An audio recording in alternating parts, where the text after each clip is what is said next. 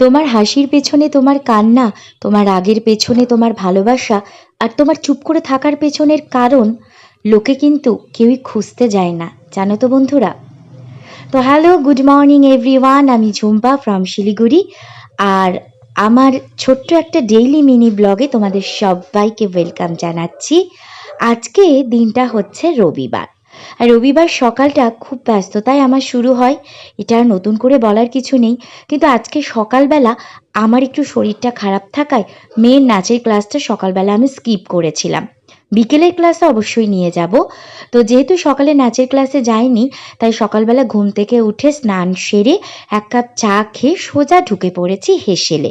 আর রবিবার মানেই তো জানো সবার বাড়িতেই একটু ভালো মন্দ রান্না হয়। আর যেহেতু প্রচণ্ড গরম পড়েছে, তো আমি বলেছিলাম যে চিকেন মাটন কিচ্ছু আনতে হবে না। কিন্তু ওই যে রবিবারের দিনটিতে আমার মেয়ে আর আমার কর্তার আবার মাটন চিকেন ছাড়া মুখে ঠিক ভাত ওঠে না। তো যাই হোক, নিয়ে এসেছে কচি পাঁঠা। তো এই কচি পাঁঠার একদম হালকা মশলা দিয়ে পাতলা ঝোল করব।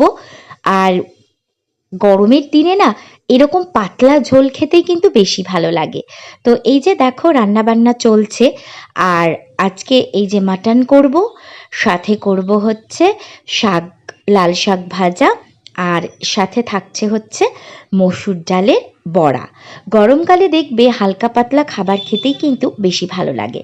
তো এদিকে দেখো রান্না বান্না কমপ্লিট হয়ে গেছে, আর আমার মামামও খেতে বসে গেছে।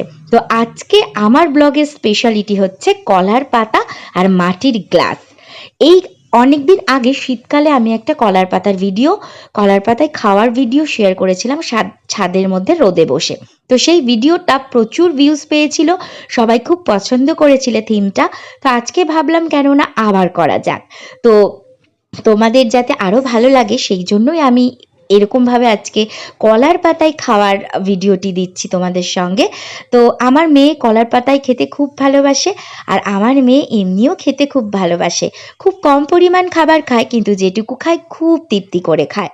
আর রান্না বান্না করে ওকে যখন আমি খেতে দিই না, তখন মনে হয় আমার মা অন্নপূর্ণা আমার সামনে বসে খাচ্ছে। তো যাই হোক, এই যে মেয়েকে তাড়াতাড়ি করে খাইয়ে দাইয়ে আমরাও খাওয়া দাওয়াটা সেরে নেব।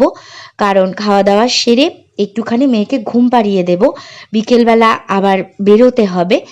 তো জীবন তো প্রতিদিন একরকমভাবে চলে না বন্ধুরা, কখনো হাসি, কখনো কান্না, কখনো ভালো, কখনো মন্দ। তো এই সব কিছু নিয়েই চলছে।